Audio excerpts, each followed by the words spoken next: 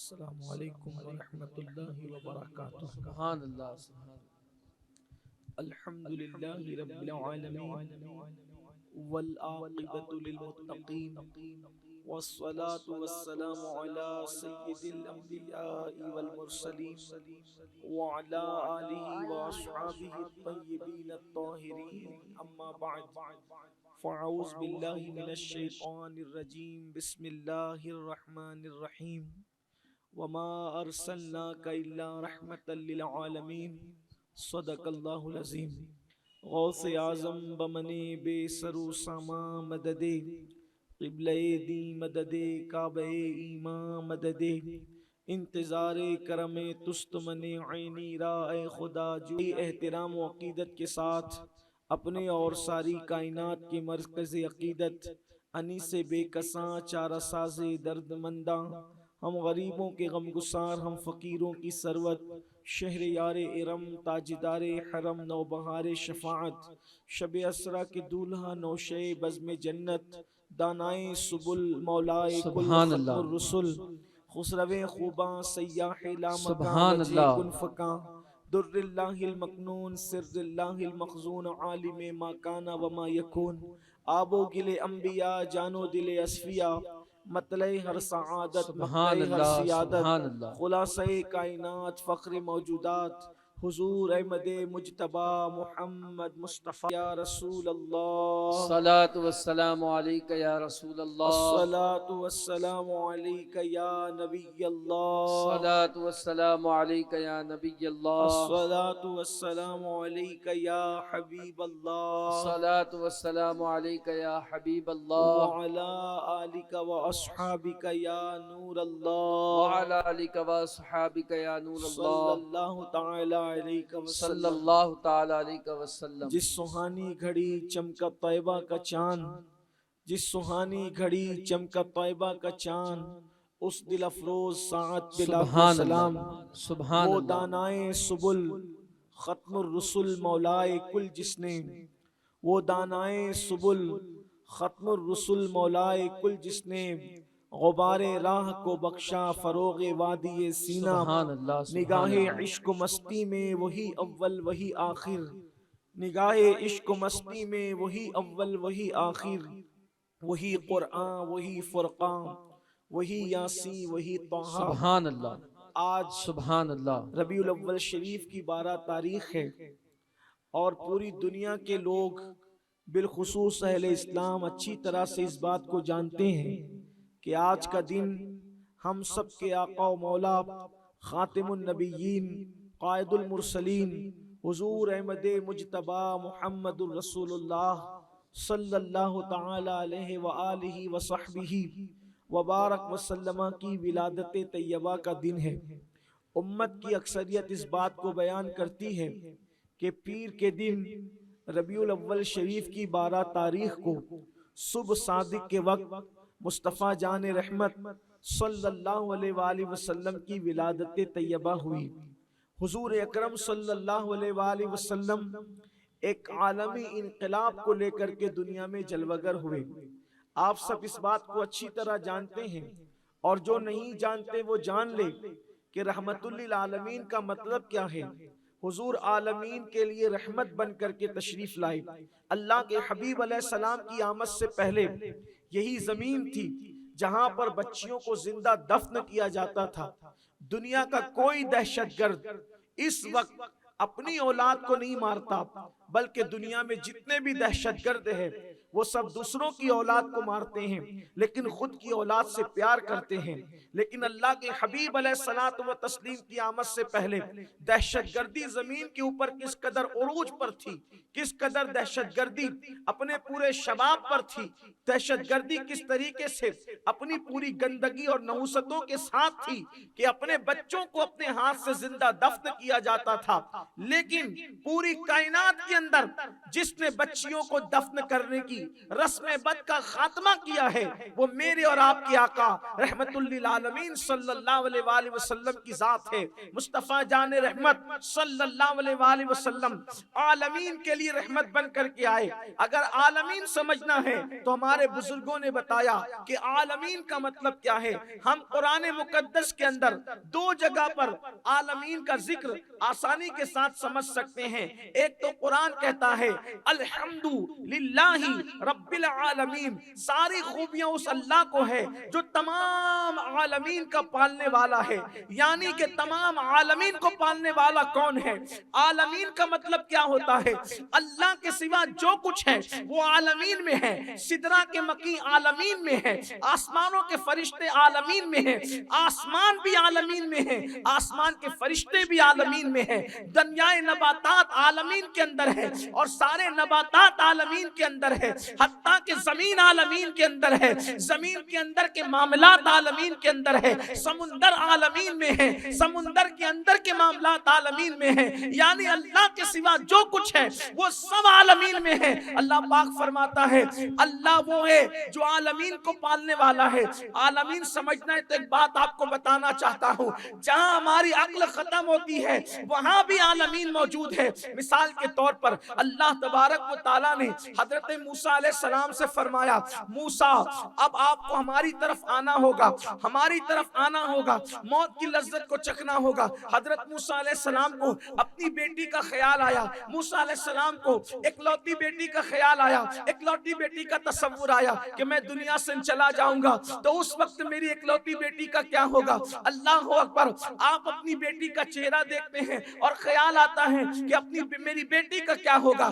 ऐसे में अल्लाह तबारक व तआला ने गोया फरमाया मूसा आपने इतनी देर की, थोड़ी देर अब हमारी तरफ से भी कबूल करें। अल्लाह के पैगंबर हजरत मूसा अलैहिस्सलाम ने अर्ज किया मौला क्या इरशाद हुआ, मूसा जो है वो यहाँ पर ये जो पानी आपको नजर आता है इस पानी पर अपना आसा मारे। हजरत मूसा ने पानी पर आसा मारा तो पानी फट गया, वहां पर आपको एक खूबसूरत पत्थर नजर आया। फिर हजरत मूसा अलैहिस्सलाम से इरशाद हुआ इस पत्थर पर आप आसा मारे। हजरत मूसा अलैहिस्सलाम ने पत्थर देखा, इसलिए कि पत्थर खोखला नहीं होता, पत्थर कसीफ होता है, यानी एक जर्रा दूसरे जर्रे से मिला हुआ होता है। उसके अंदर हवा जाने की जगह नहीं, उसके अंदर पानी जाने की जगह नहीं, उसके अंदर सांस जाने की जगह नहीं। लेकिन जब आपने पत्थर पे आसा मारा, पत्थर दो टुकड़े हो गया तो देखा कि उसमें कीड़ा था और उस कीड़े के अंदर वो कीड़ा था और उस कीड़े के मुंह के अंदर एक हरे रंग का पत्ता था। इरशाद हुआ मूसा देखा, हजरत मूसा को ताज्जुब हुआ जिसमें ना हवा जाने की जरूरत जगह है,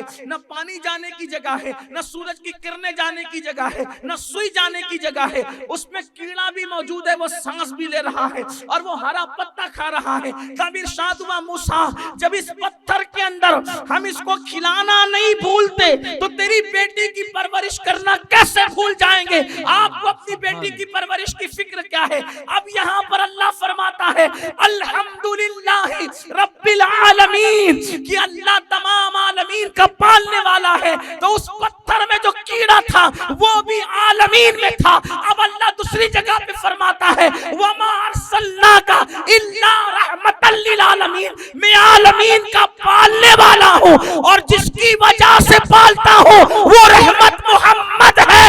यानी उस पत्थर के अंदर अगर उस पत्थर के अंदर वो जो कीड़ा है उसके मुंह में जो हरा पत्ता है वो किसी और की वजह से नहीं, वो मोहम्मद के सदके में है। सुभान अल्लाह, सुभान अल्लाह, वो मोहम्मद के सदके में है। तो जहां जहां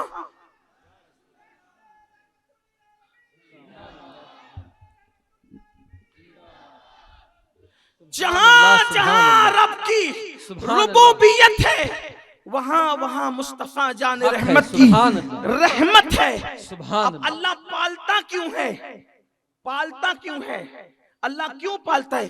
रब्बिल आलमीन, वो कहते हैं अर्रहमानिर रहीम, वो इसलिए तुम्हें पालता है कि वो रहमान और रहीम है। मतलब वो क्या है? रहमत वाला है। वो कौन है? रहमत वाला। मतलब हमारी परवरिश क्यों होती है? इसलिए नहीं होती कि हम अल्लाह की इबादत करते हैं। हम अल्लाह की अल्लाह तबारक व तआला हमारी परवरिश, हमें दाना पानी क्यों देता है? इसलिए नहीं कि हम अल्लाह की इबादत करते हैं, इसलिए कि लोग तो गुनाह भी करते हैं, अल्लाह उनको भी देता है। अल्लाह हमारी परवरिश क्यों करता है? इसलिए कि हम ईमान वाले नहीं, वो तो काफिरों को भी देता है। तो क्यों देता है? तो फरमाता है अर्रहमान अर्रहीम, वो रहमान है, रहम करने वाला है। आप देखें, मतलब ये बताया जा रहा है कि अगर हमारी रहमत न होती तो तुम्हारी परवरिश न होती। तो अल्लाह से पूछे, अल्लाह तेरी रहमत कौन है? तू फरमा रहा है कि हम रहमत वाले हैं, रहमान है, रहीम है, रहम करने वाले, करम करने वाले। तो अल्लाह तेरी रहमत कौन है? तो अल्लाह ताला क्या फरमाता है, और कौन हो सकता है?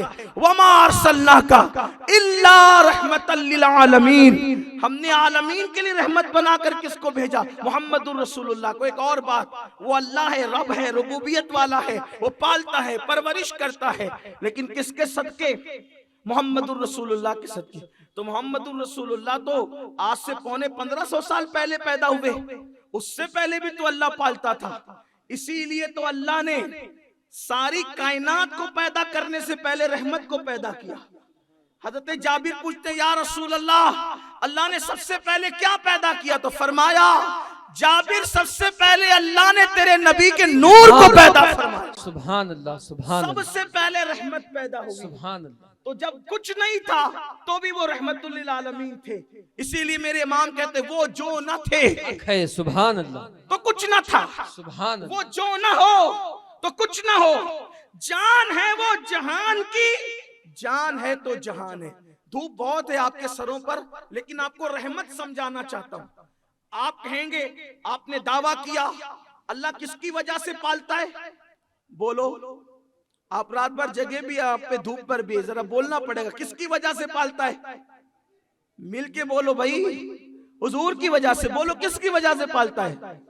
खिलाता किसकी वजह से है? पिलाता किसकी वजह से है? नेमतें किसकी वजह से देता है? हुजूर की वजह से। अब इसका सबूत चाहिए। इसका मतलब वो न रहेंगे तो वो खिलाना बंद कर देगा। यही तो है। तवज्जो है कि नहीं? तवज्जो है कि नहीं? भाई धूप में खड़े रह करके तवज्जो तो अच्छे अच्छों की खत्म हो जाती है, लेकिन ये मुस्तफा जान रहमत के गुलाम है। सुभान अल्लाह। करबला वाले हैं, वहां भी धूप में डटे थे, यहां भी धूप में डटे। बोलो, रहमतुल लिल आलमीन के सदके खिलाता पिलाता और नेमतें देता है। मतलब वो न रहेंगे तो नेमत देना बंद कर देगा। यही तो है। कभी अल्लाह ने नेमत देना बंद की कि नहीं की? कहां? बिल्कुल की, बिल्कुल की। कहां? कब की? तवज्जो करें, कब की? किसी को खाने नहीं दिया, किसी को पीने नहीं दिया, हत्ता कि किसी को सांस भी लेने नहीं दिया। कोई सांस भी नहीं ले सका जब वो नहीं थे। तो क्या कभी ऐसा था कि वो नहीं थे? कायनात थी और वो नहीं थे।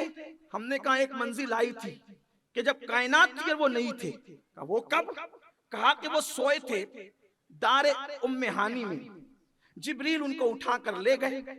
अब ले गए तो वो निकले कायनात के बाहर। सुभान अल्लाह, सुभान अल्लाह, वो कायनात से बाहर निकले, इसलिए कि एक मुकाम है जो कायनात के अंदर है, उसे सिदरा कहते हैं। सिदरा के बाद खत्म।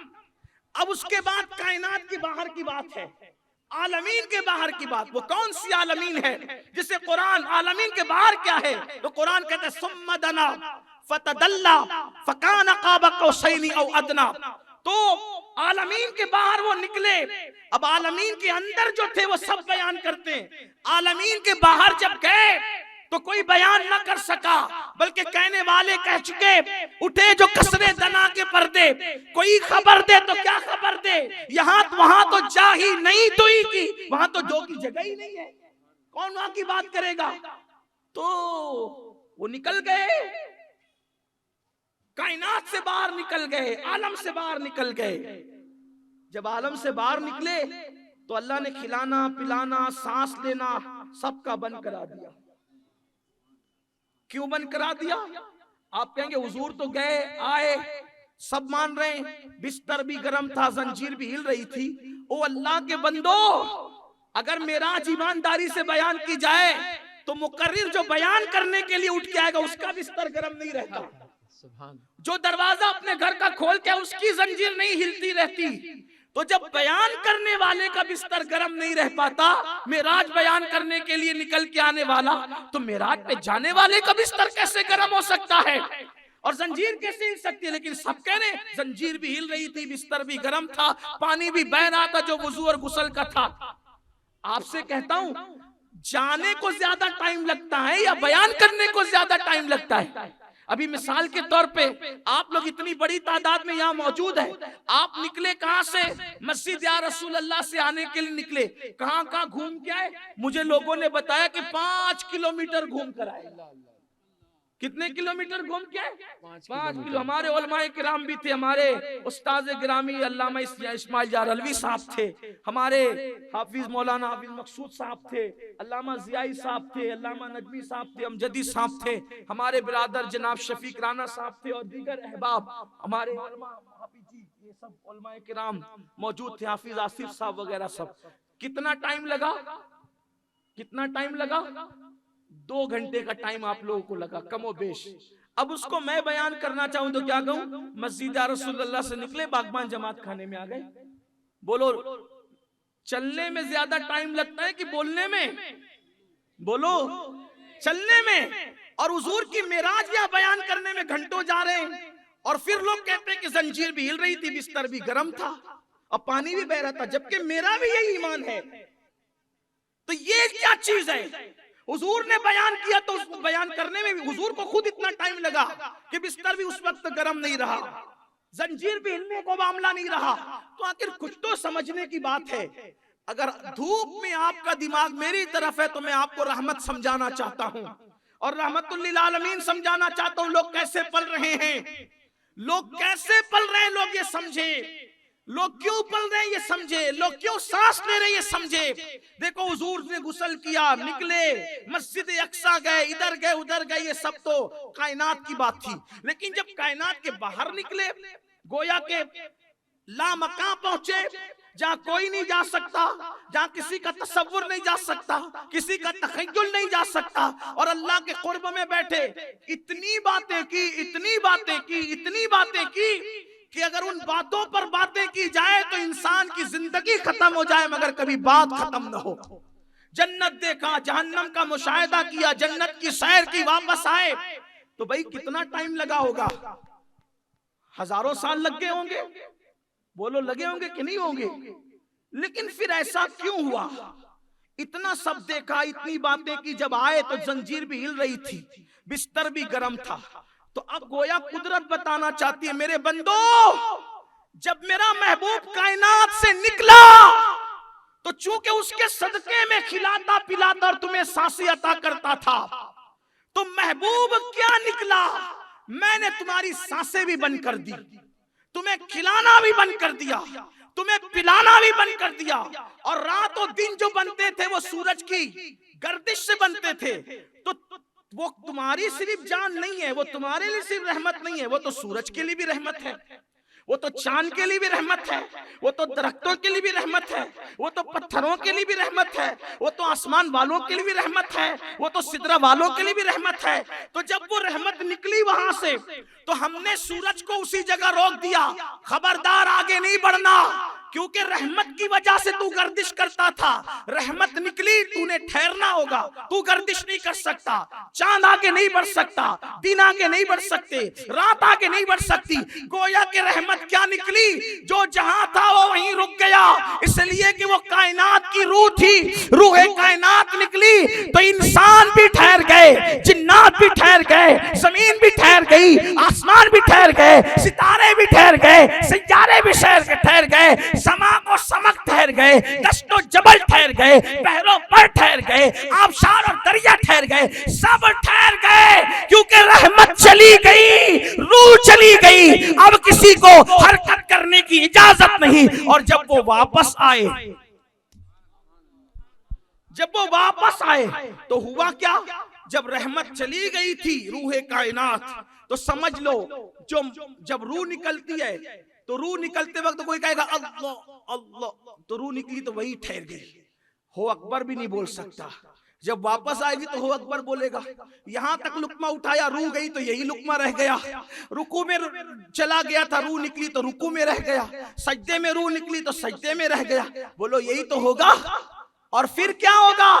जब रूह वापस आ गई तो जो सजदे से था वो सजदे से उठा, जो रुकू से था वो रुकू से उठा, जो खा रहा था वो खाते खाते उठा, जो सो रहा था वो सोते सोते उठा। सूरज जहां था वहां से आगे बढ़ते निकला, चांद जहां था वहां से आगे बढ़ते हुए निकला, जिसकी सांस जहां ठहरी थी वहां से आगे निकली। तो अब गोया के कुरान कह रहा है पालता तुम्हें मोहम्मद की वजह से हूं।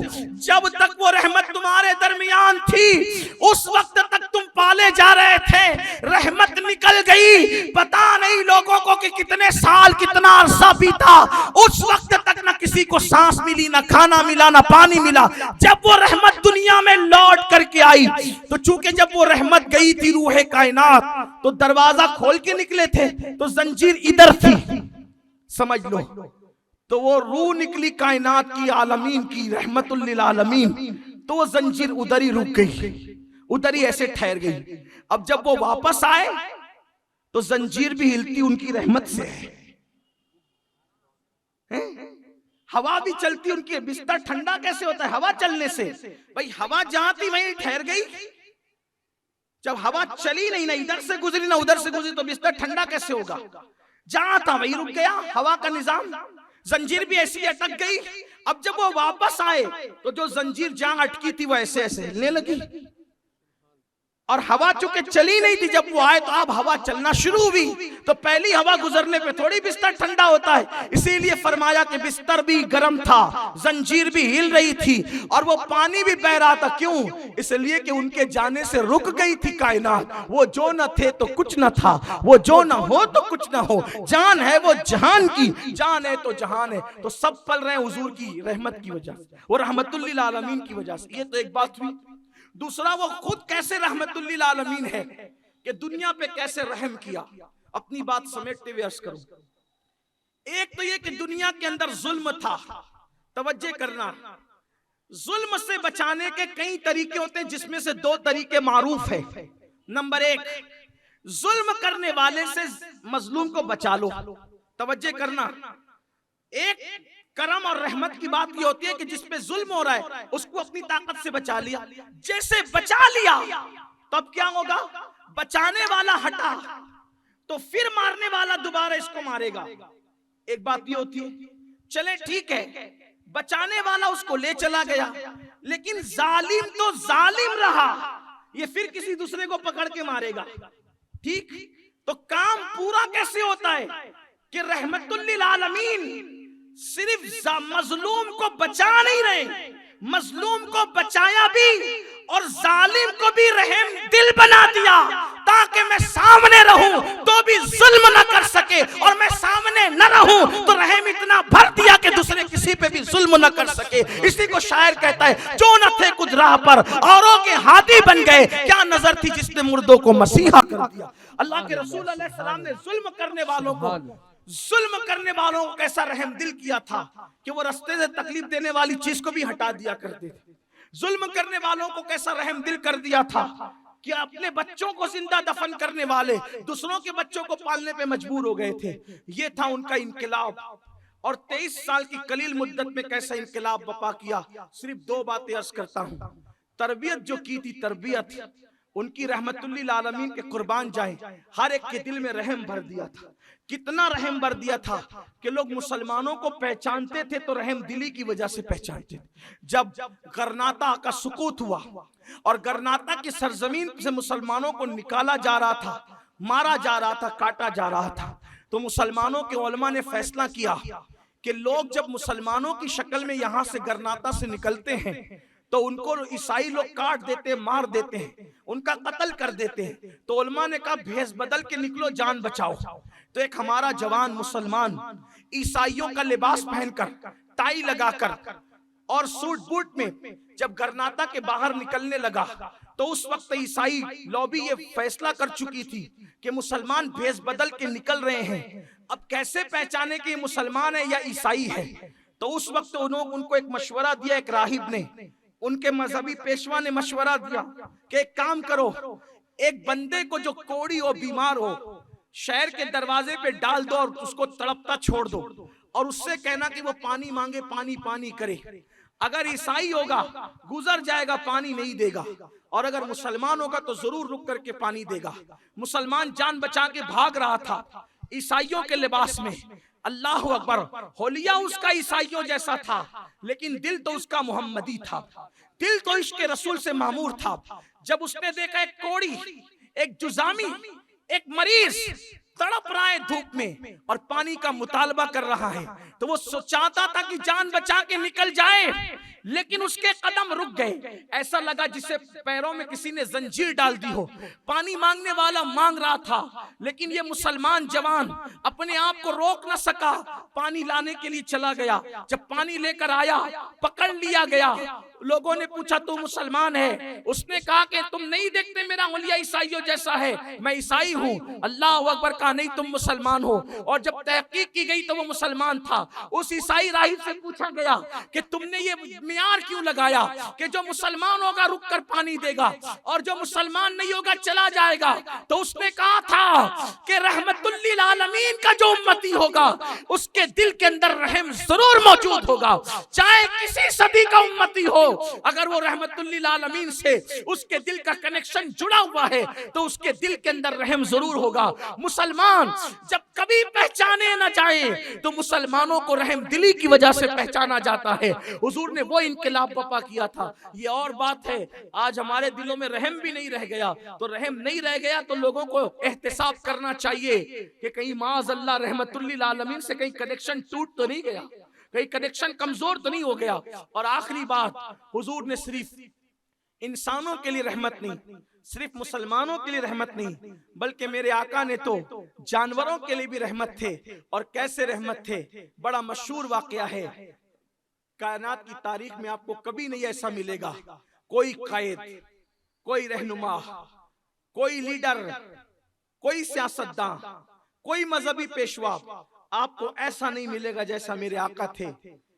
एक जंग के मौके पे अल्लाह के रसूल जा रहे हैं, तवज्जे करना, रहमतुल्लिल आलमीन की शान रहमतुल्लिल आलमीनी। जंग के मौके पे मेरे आका तशरीफ ले जा रहे हैं, तो क्या देखा? एक कुतिया, एक कुतिया, कुतिया समझते हैं ना? कुत्ते की मादा को कुतिया कहते हैं। कुतिया अपने बच्चों को, अपने पिल्लों को दूध पिला रही है। और आप जानते हैं कि जब कुतिया दूध पिलाती है बच्चों को, तो उसके दूध पिलाने का तरीका यह है कि वो अपने चारों पैर फैला देती है, उसको फैलाना ही होता है, और वो जमीन पर फैल कर लेट जाती है। तो उसके जो दोनों के थन होते हैं, इस तरह उसके जो थन होते हैं, तो बच्चे चूंकि उसके 6, 8, 10 जो भी होते हैं वो चिपक कर उससे दूध पीते हैं। ये बात इसलिए वजाहत से करना चाहता हूं ताकि आप उसको समझें, आप इस बात की नजाकत को समझें। वरना आप कहेंगे कि ये कुतिया इस तरह फैलकर दूध पिलाती है, इसका रिवायत से क्या ताल्लुक है? इसका रिवायत से ये ताल्लुक है कि आपको पस मंजर, बैकग्राउंड समझने की जरूरत है।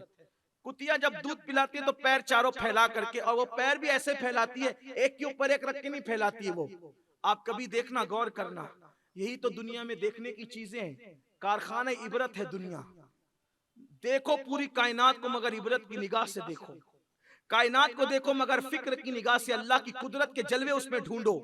70 साल तक जिक्र करने से जो सवाब नहीं मिलता, कायनात में एक लम्हा फिक्र करने से वो सवाब मिलता है। फिक्र करने वालों की शान ये। तो उसके दोनों कदम आगे पीछे होते हैं, तवज्जे करें आप, दोनों कदम आगे पीछे होते हैं आगे के, दोनों कदम आगे पीछे होते हैं पीछे के, और उसका पूरा पेट इस तरह से फैला होता है, बच्चे चिपक कर दूध पीते हैं। अल्लाह के हबीब अलैहिस्सलातु व तस्लीम हजारों का लश्कर लेकर जा रहे हैं, और उस दिन हुजूर अलैहिस्सलाम लश्कर के आगे आगे चल रहे हैं। अल्लाह के रसूल अलैहिस्सलाम ने देखा कि कुतिया उसके बच्चों को दूध पिला रही है। तवज्जे करना, ये आज का दौर नहीं है कि आगरा रोड से जा रहे हो और रास्ते में खराबी हो तो आप नूरबाग की तरफ टर्न ले लें। नूरबाग से जा रहे हो और रास्ते में ट्रैफिक जाम हो जाए या रास्ते के अंदर आप चल नहीं सकते तो आप हजार कोली से टर्न ले लें। हजार कोली से जा रहे हो और आप निहाल नगर से टर्न ले लें। ये आजकल के रास्ते नहीं है, वो जंगल का रास्ता, बमुश्किल तमाम पगडंडी, पूरे जंगल से तो आदमी गुजर नहीं सकता है। रास्ता बदलना आसान नहीं, मगर कुर्बान जाएं। ऐसे में अल्लाह के रसूल अलैहिस्सलाम ने देखा, अल्लाह के प्यारे हबीब मुस्तफा जान रहमत सल्लल्लाहु अलैहि वसल्लम जंगल से गुजरने, हजारों का मजमा लेकर, सहाबा को लेकर, और मेरे आका अलैहिस्सलाम देखते कि कुतिया अपने बच्चों को दूध पिला रही है, जमीन पे लेट करके दूध पिला रही है। आकाए करीम सल्लल्लाहु अलैहि वसल्लम को ख्याल आया, अगर ये लश्कर इसी तरीके से गया तो लश्कर चूंकि 2-4 लोग नहीं, हजारों लोग हैं, तो घोड़ों के टापों की आवाज से, जानवरों के टापों की आवाज से, खच्चरों की आवाज से, ऊंटों की आवाज से ये कुतिया उठ करके भाग जाएगी। तो अल्लाह के महबूब अलैहिस्सलाम ने लश्कर को रोक दिया और लश्कर को रोकने के बाद फरमाया, ऐ मेरे सहाबा, चूंकि एक कुतिया अपने बच्चों को बैठ करके वहां लेट करके दूध पिला रही है, अब तुम वहां से गुजरोगे तो वो कुतिया भाग जाएगी और उसके बच्चों के मुंह से दूध छूट जाएगा। इसलिए तुम्हें हुक्म दिया जाता है कि इस रास्ते से तुमने नहीं गुजरना, बल्कि तुम रास्ता तब्दील कर दो। और एक सहाबी को उस कुतिया के करीब खड़ा कर दिया गया। वो सहाबी कहते थे कि दूर से जाओ ताकि ये कुतिया छोड़कर ना भागे और इसके बच्चों के मुंह से दूध ना छूटे। आपसे पूछना चाहता हूँ, कायनात का कोई ऐसा कायद ला करके बताओ जिसने कुतिया के बच्चों के मुंह से दूध छूटने पर भी गवारा न किया और उसके लिए हजारों सहाबा का रास्ता तब्दील करवा दिया। एक सहाबी को खड़ा किया कि कुतिया के पास खड़े रह करके कहो कि लोगों रास्ता बदल करके दूर से जाओ, इसलिए कि कुतिया अपने बच्चे को दूध पिला रही है। ये मेरे आका की शान रहमतुल लिल आलमीनी है, जो कुत्ते और कुतिया का इतना ख्याल करते हो, कुत्ते के बच्चों का, पिल्लों का इतना ख्याल करते हो, जाहिर सी बात है वो इंसानों का कितना ख्याल करते होंगे। वही रसूल रहमतुल लिल आलमीन इस दुनिया में आज के दिन तशरीफ लाए। ये आज का त्योहार मैं पूरी दुनिया के लोगों को बता दूं, आज के त्योहार की अहमियत समझो। अगर रमजान शरीफ आता है वो सिर्फ मुसलमानों का त्योहार है, शबे बरात आती है वो सिर्फ मुसलमानों का त्योहार है, इसी तरीके से बकरीद आती है वो सिर्फ मुसलमानों का त्योहार है, ईद उल फितर आती है वो सिर्फ मुसलमानों का त्योहार है। लेकिन ईद मिलादुन नबी ये ऐसा त्योहार है सिर्फ मुसलमानों का नहीं बल्कि गैर मुस्लिमों का भी त्योहार है। ये सिर्फ इंसानों का नहीं, ये जानवरों का भी त्योहार है। ये सिर्फ जमीन वालों का नहीं, ये आसमान वालों का भी त्योहार है। ये सिर्फ जमीन के ऊपर रहने वालों का नहीं, जो जमीन के अंदर चले गए हैं उन अंबिया का भी त्योहार है। ये त्योहार पूरी कायनात का त्योहार है। आप कहेंगे वो कैसे? वो इस तरह से, अल्लाह अकबर, नबी आए, हमारे नबी आए, मुसलमानों के नबी आए, लेकिन फिर ये त्योहार मजदूरों का त्योहार है। अब मजदूर किसी भी मजहब का हो सकता है, मजदूर किसी भी मसलक का हो सकता है। वजाहत कर रहा हूं, मजदूरों का त्योहार क्यों है? इसलिए कि वो नहीं आए थे तो लोग मजदूर से काम लेते थे और उसको लात मार के भगा देते थे। वो आए और आने के बाद फरमाया कि मजदूर का पसीना सूखने से पहले उसको मजदूरी अता कर दी जाए। तो बताओ, जिसने मजदूर का हक बताकर मजदूरों को इज्जत अता की है, उस दिन मजदूरों का त्योहार हुआ कि नहीं हुआ? फिर उसके बाद आज औरतों का भी त्योहार है। औरत किसी एक मजहब और मसलक की नहीं होती। शौहर की चिता पर बेवा को जिंदा जलाया जा रहा था, बेवा औरतों के सर मोड़ करके उनको कोठरियों में मरने के लिए डाल दिया जाता था। अल्लाह के रसूल ने 2 मर्तबा बेवा होने वाली खदीजा के सर पे आंचल डालकर ऐसी सुहागन बनाया कि कोई एक बार सुहागन बने तो उसका सुहाग गुजर सकता है। खदीजा को ऐसी सुहागन बनाया कि क़यामत तक खदीजा बेवा नहीं हो सकती। सुभान और पूरी अल्लाह, कायनात सुभान अल्लाह, सुभान अल्लाह। नारे तकबीर, नारे रिसालत, जश्न ईद मिलादुन नबी, जश्न ईद मिलादुन नबी, शान मुस्तफा। सुभान अल्लाह। जिसको तुम और हम सुहागन बनाते हैं उसका सुहाग गुजरने का खतरा होता है, उसके बेवा होने का खतरा होता है। नबी ने जिनको सुहागन बनाया था क़यामत तक उनका सुहाग खत्म नहीं हो सकता, इसलिए कि हुजूर ने खुद फरमाया, फ़नबीयुल्लाह हज्जुन युरज़क़, अल्लाह का नबी जिंदा है, उसे रोजी दी जाती है। तू जिंदा है वल्लाह, तू जिंदा है वल्लाह, मेरे चश्मे आलम से छुप जाने वाले। सुभान अल्लाह, सुभान अल्लाह, क्या बात। तस्लीम ने 2 बार बेवा होने वाली खदीजा को ऐसी सुहागन बनाया कि कायनात की उम्मुल मोमिनीन बना दिया। अब बताओ कि बेवा होने वाली को इज्जत दी तो बेवा होने वाली तो हर मजहब की होती है, हर मसलक की होती है। तो आज बेवाओं के लिए खुशी का दिन है कि नहीं है? फिर अब बेटियों को जिंदा दफन किया जा रहा था, बेटियों को, बेटियां तो हर मजहब की होती है, अगर आज कोई किसी भी मजहब का बाप, आज किसी भी मजहब का बाप अपनी बेटी की पेशानी को चूम रहा है तो ये मिलाद मुस्तफा का सदका है, वरना मिलाद से पहले कौन चूमता था पेशानी को? बेटी को शैतान समझा जाता था। कोई माने ना माने, ये मिलाद मुस्तफा का एहसान है कि बेटियां चूमी जा रही है, बेटियों को प्यार किया जा रहा है, बेटियों से मोहब्बत की जा रही है। उसके बाद आप देखें, लोग यौम असातिज़ा मनाते हैं, टीचर्स डे मनाते हैं। आपसे पूछना चाहता हूं, आज इतना बड़ा टीचर आया कि उससे बड़ा टीचर कोई नहीं आया। इसलिए कि सबसे बड़ा टीचर इसलिए कह रहा हूं, हर टीचर पहले स्टूडेंट होता है, हर टीचर पहले तालिब इल्म होता है। तवज्जो करना, पहले तालिब इल्म होगा फिर आलिम होगा, पहले तालिब इल्म होगा फिर उस्ताद होगा। यानी हर आने वाला पहले शागिर्द होता है फिर उस्ताद होता है। जैसे मिसाल के तौर पे हमारे पास तो है ही कुछ नहीं, लेकिन अगर आज हम अपने तलबा को पढ़ाते हैं तो हमने अपने उस्ताद से कुछ पढ़ा है तभी तो पढ़ाते हैं। तो पहले शागिर्द बने फिर उस्ताद बने, पहले स्टूडेंट बने फिर टीचर बने। तो हर आने वाला पहले शागिर्द होता है, स्टूडेंट होता है, फिर टीचर होता है। कायनात की एक ऐसी हस्ती है जो आते वक्त कहती है इन्नमा बुइस्तु मुअल्लिमा, मैं मुअल्लिम और टीचर बनाकर भेजा गया हूं, तुम आकर बनते हो, मैं बनकर आया हूं। इसीलिए तो वो कैसे टीचर बनकर के आए थे। देखो, हर आने वाले को सिखाया जाता है इंसाफ कर, इंसाफ कर, इंसाफ कर। लेकिन वो जैसे ही आए, अभी 7 दिन के थे, हलीमा का दाईं तरफ का दूध पिया, बाईं तरफ का छोड़ दिया। उनको सिखाना नहीं पड़ा, जो सीखे वो तालिब इल्म होता है, और जो बगैर वो तो सीखे ही नहीं कुछ, बगैर सीखे रहमान ने उनको खुद सिखा करके भेजा था। 7 दिन के बच्चे को किसने बताया कि दाईं तरफ का पीना बाईं तरफ का छोड़ देना? ये इत्तेफाक नहीं, ये हमेशा की आदत थी। दाईं तरफ का दाईं तरफ का पीते थे, बाईं तरफ का छोड़ देते थे। और छोड़ते क्यों थे? हलीमा के बेटे की तरफ इशारा करते थे, मैं तो पी चुका, इसको पिलाओ। हुजूर, आप बाईं तरफ का भी तो पी सकते थे, दाईं तरफ का क्यों पीते थे हमेशा? आज साइंस कह रही है, साइंस आज कह रही है दाएं में कम होता है, बाएं में ज्यादा होता है। अरे तुम सदियों तहकीक करके वहां पहुंचे, बात है, सुभान अल्लाह, सदियों तहकीक करके वहां पहुंचे कि दाई में कम होता है।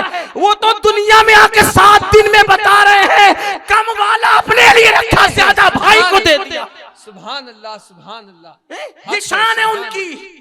सुभान भाइयों के लिए तर्क पिस्ता करें, दूध पीतों की निस्बत मिला। सबसे बड़ा टीचर आया। आज टीचरों के लिए भी त्योहार है। अब टीचर तो हर मजहब का होता है, टीचर तो हर मसलक का होता है। एक बात बता दूं आखिरी में, आज तो नबियों का भी त्योहार है। क्या बात है, सुभान अल्लाह। बस बात खत्म करूं, मैं तो खत्म ही कर रहा था, लेकिन जिक्र छिड़ा रहमतुल लिल आलमीन का। आज किसका त्योहार है? आदम का, नूह का, मूसा का, ईसा का, दाऊद का, अय्यूब का, यूसुफ का, जुल्किफ्ल का, उज़ैर का, खलील का, मसीह का, सफी का, सबके त्योहार। नबी सारे अंबिया तौहीद पर तो जमा हुए मगर त्योहार पे जमा ना हुए। तवज्जो आपकी, रहमतुल लिल आलमीन की शान बयान कर रहा हूं, थोड़ा फलसफियाना लहजा पे आप मुझे माफ करें। आदम का त्योहार उस दिन था जिस दिन आदम अलैहिस्सलाम की तौबा कबूल हुई थी। वो त्योहार जनाबे मूसा के लिए न बन सका।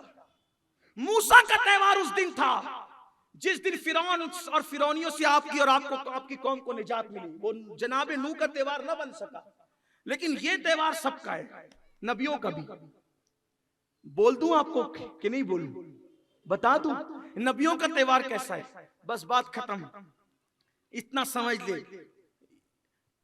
जो त्योहार अलग अलग कौमों का है, अलग अलग लोगों का है, उस पर किसी को एतराज नहीं।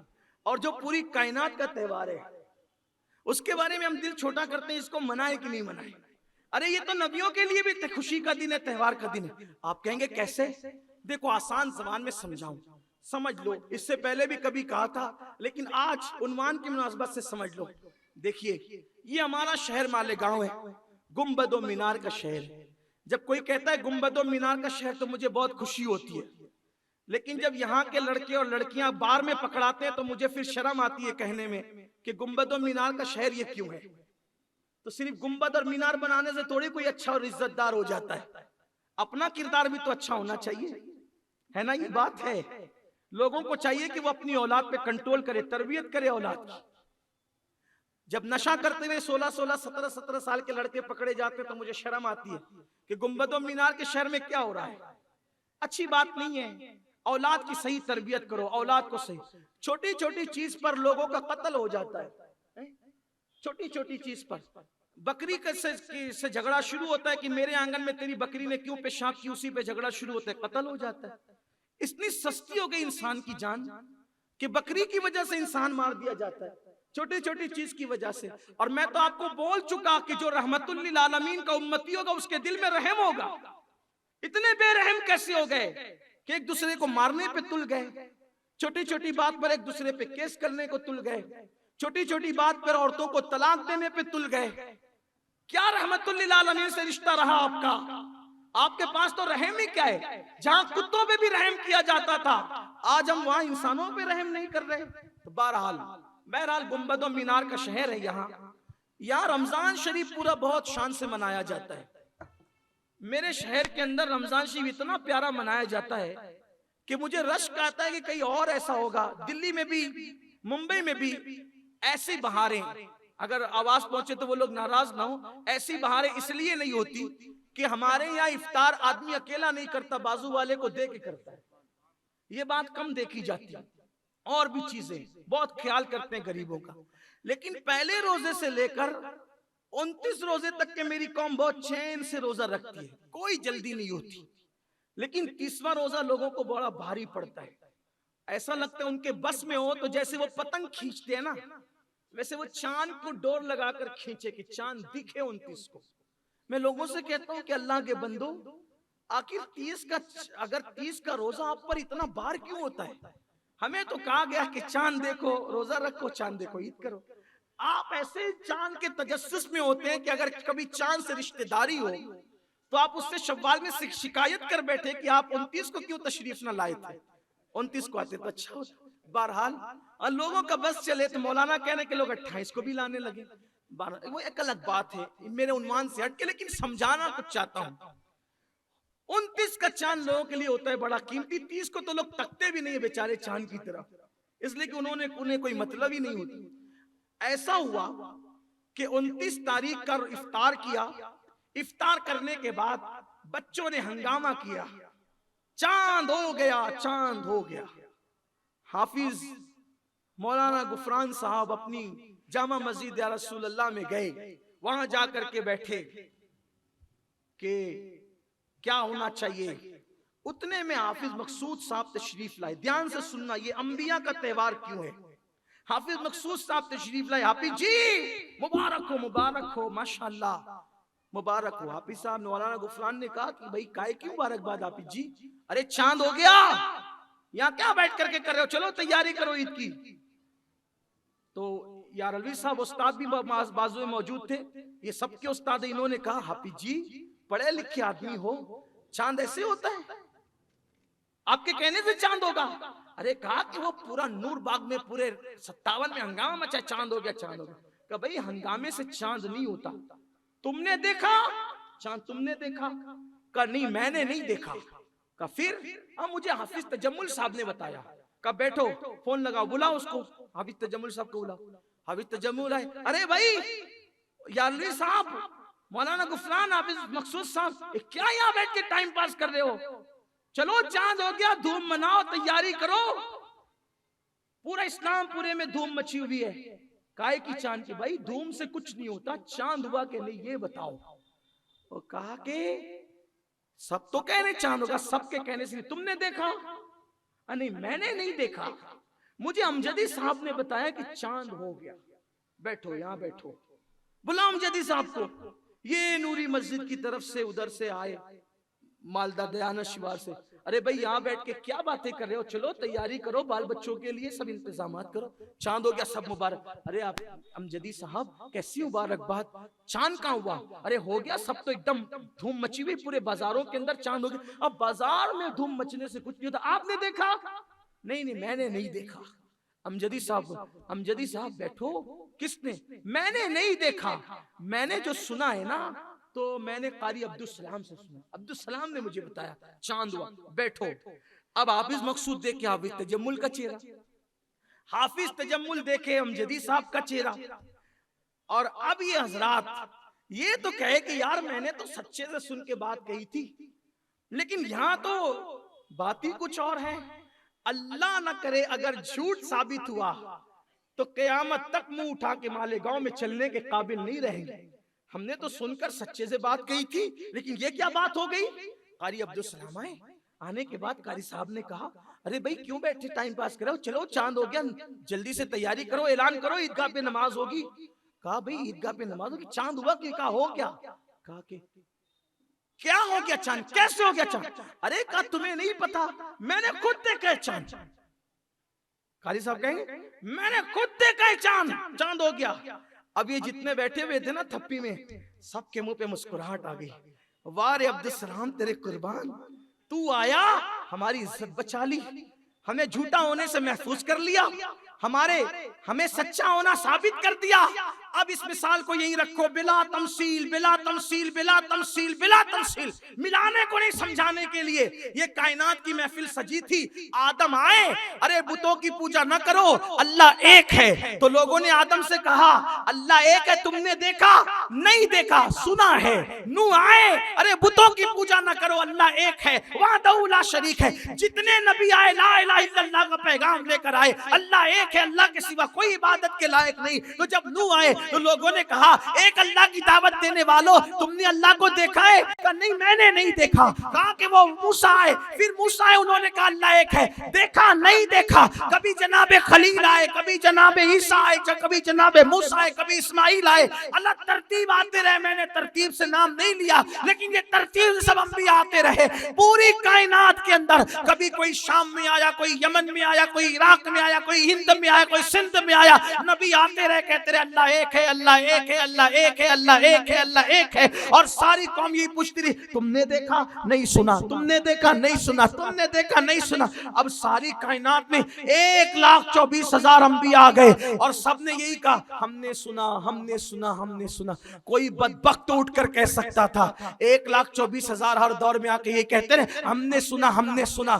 तो सुनने वालों की बात पे कितना एतबार करें? तो अल्लाह ने रबीउल अव्वल की 12 तारीख को आमिना के लाल को भेजा, आमिना के चांद को भेजा। फिर हुजूर ने आकर वादिये मक्का में कहा लोगों ला इलाहा इल्लल्लाह का अल्लाह एक है। तो लोगों ने कहा अरे 1,24,000 कमोबेश से सुन चुके अल्लाह एक है, लेकिन किसी ने देखा भी है? सब कहते हैं सुना है अल्लाह एक है। आप क्या कहते हैं आपने देखा है? तो मुस्तफा जाने रहमत कहते हैं अल्हम्दुलिल्लाह मैंने देखा है और मैं देख कर कह रहा हूं कि अल्लाह एक है। सुभान अल्लाह। तो जब चांद देखने वाला आया तो लोगों की ईद हो गई, और जब खुदा देखने वाला आया तो अंबिया की ईद हो गई। सुभान अल्लाह, सुभान अल्लाह। अंबिया की ईद हो गई। तो हुजूर ने अल्लाह को देखा, और कुरान कहता है कैसे देखा? मा ज़ागल बसर व मा तगा मा कसबल फुआदु मा रआ। ऐसे देखा कि आंख टेढ़ी भी नहीं हुई, आंख की पलक भी नहीं झपकी, टिकटिकी बांध कर अपने अल्लाह को देखते रहे। और जो देख रहे थे दिल उसको झुटला नहीं रहा था। और दुनिया में आने के बाद कहा इन्नी राई तो रब्बी, मैंने अपने रब को 2 मरतबा देखा। या रसूल अल्लाह 2 मरतबा कैसे देखा?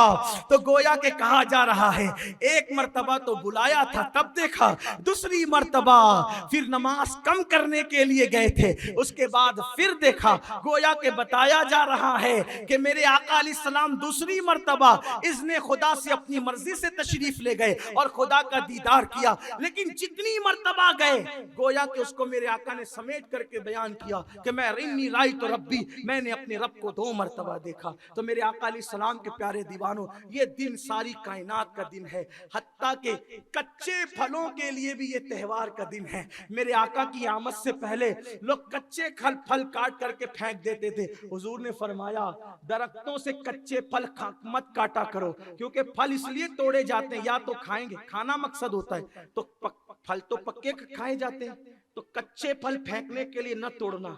जिस नबी ने दरख्त से कच्चे फल तोड़ने से मना फरमा दिया, वो रसूल किसी के बच्चे को मारने की इजाजत कैसे दे सकते?